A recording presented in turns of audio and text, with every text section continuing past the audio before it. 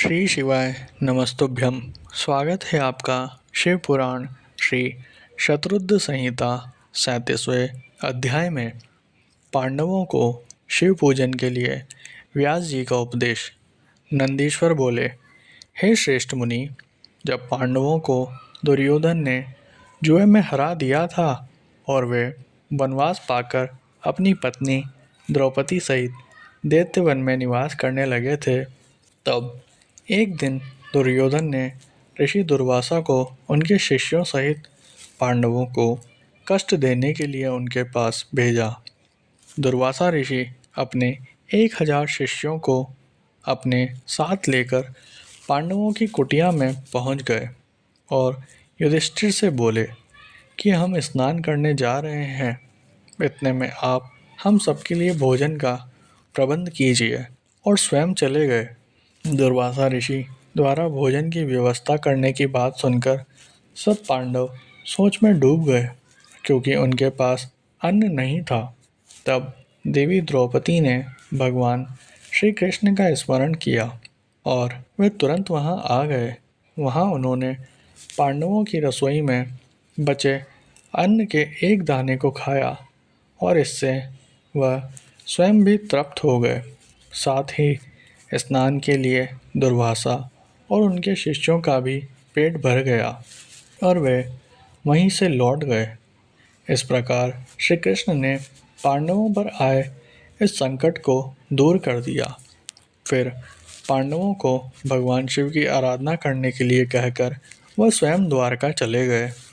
एक दिन जटाजूट धारण किए, गले में रुद्राक्ष की माला और भस्म लगाए, व्यास जी ओम नमः शिवाय पंचाक्षरी मंत्र का जाप करते हुए पांडवों की कुटिया में पधारे। व्यास मुनि शिवजी के प्रेम में मग्न तेज पुंज से आलोकित थे। उन्हें पधारा हुआ देखकर पांडवों ने उन्हें प्रणाम किया और आसन पर बिठाकर उनकी पूजा अर्चना की। तब महामुनि प्रसन्न होकर बोले, हे पांडवों, तुम सत्य के मार्ग पर चलने वाले हो और सदा ही धर्म का पालन करते हो। महाराज धृतराष्ट्र ने तुम्हारे साथ पक्षपात किया और तुम्हारा राज्य दुर्योधन ने छल करके तुमसे छीन लिया। जैसा बीज बोया जाता है, अंकुर भी उसी का निकलता है। अधर्म और असत्य का मार्ग अपनाने वालों का कभी कल्याण नहीं होता। तुम सत्य और धर्म के मार्ग पर चल रहे हो, इसलिए निश्चय ही तुम्हारा कल्याण होगा।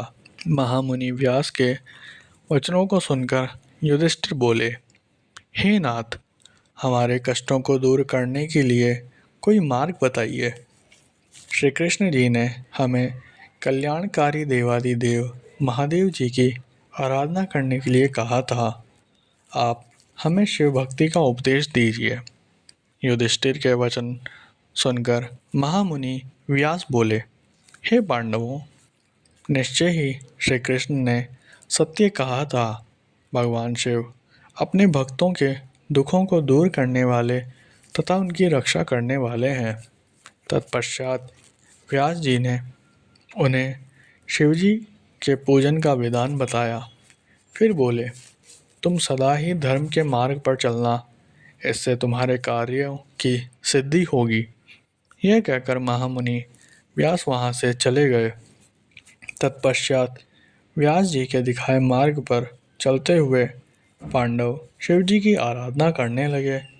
अर्जुन इंद्रकील नामक पर्वत के पास गंगा नदी के तट पर जाकर भक्तवत्सल कल्याणकारी भगवान शिव की आराधना करने लगे।